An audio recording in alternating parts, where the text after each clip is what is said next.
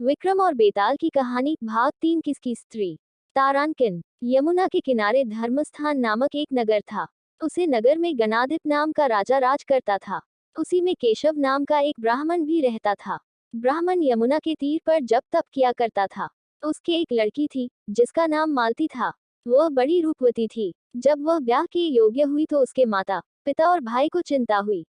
संयोग से एक दिन जब ब्राह्मण अपने किसी यजमान की बारात में गया था और भाई पढ़ने गया था, तभी उनके घर में एक ब्राह्मण का लड़का आया। लड़की की मां ने उसके रूप और गुणों को देखकर उसे कहा कि मैं तुमसे अपनी लड़की का ब्याह करूंगी। होनहार की बात की उधर ब्राह्मण पिता को भी एक दूसरा लड़का मिल गया और उसने उस लड़के को भी यही वचन दे दिया। उधर ब्राह्मण का लड़का जहां पढ़ने गया था, वहां वह एक लड़के से यही वादा कराया। कुछ समय बाद बाप बेटे घर में इकट्ठे हुए तो देखते क्या है कि वहां एक तीसरा लड़का और मौजूद है। दो उनके साथ आए थे। अब क्या हो। ब्राह्मण, उसका लड़का और ब्राह्मणी बड़े सोच में पड़े। दैवयोग से हुआ क्या कि लड़की को सांप ने काट लिया और वह मर गई। उसके बाप, भाई और तीनों लड़कों ने बड़ी भाग दौड़ की। जहर झाड़ने वालों को बुलाया, पर कोई नतीजा न निकला। सब अपनी अपनी करके चले गए। दुखी होकर वे उस लड़की को शमशान में ले गए और क्रियाकर्म कराए। तीनों लड़कों में से एक ने तो उसकी हड्डियां चुन ली और फकीर बनकर जंगल में चला गया। दूसरे ने राख की गठरी बांधी और वहीं झोपड़ी डालकर रहने लगा। तीसरा योगी होकर देश देश घूमने लगा। एक दिन की बात है, वह तीसरा लड़का घूमते घामते किसी नगर में पहुंचा और एक ब्राह्मणी के घर भोजन करने बैठा।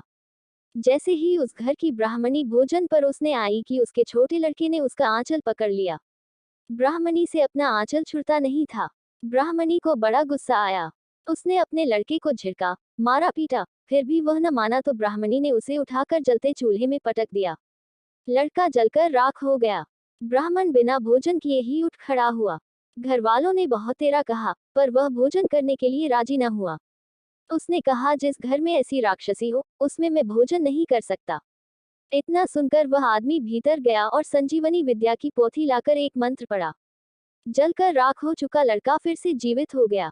यह देखकर ब्राह्मण सोचने लगा कि अगर यह पोथी मेरे हाथ पड़ जाए तो मैं भी उस लड़की को फिर से जिला सकता हूँ। इसके बाद उसने भोजन किया और वहीं ठहर गया। जब रात को सब खा पी कर सो गए तो वह ब्राह्मण चुपचाप वह पोथी लेकर चल दिया। जिस स्थान पर उस लड़की को जलाया गया था, वहां जाकर उसने देखा कि दूसरे लड़के वहां बैठे बातें कर रहे हैं। इस ब्राह्मण के यह कहने पर कि उसे संजीवनी विद्या की पोथी मिल गई है और वह मंत्र पढ़कर लड़की को जिला सकता है, उन दोनों ने हड्डियां और राख निकाली। ब्राह्मण ने जैसे ही मंत्र पढ़ा, वह लड़की जी उठी। अब तीनों उसके पीछे आपस में झगड़ने लगे। इतना कहकर बेताल बोला, राजा बताओ कि वह लड़की किसकी स्त्री होनी चाहिए। राजा ने जवाब दिया, जो वहां कुटिया बनाकर रहा, उसकी। बेताल ने पूछा, क्यों। राजा बोला, जिसने हड्डियां रखी, वह तो उसके बेटे के बराबर हुआ। जिसने विद्या सीखकर जीवन दान दिया, वह बाप के बराबर हुआ।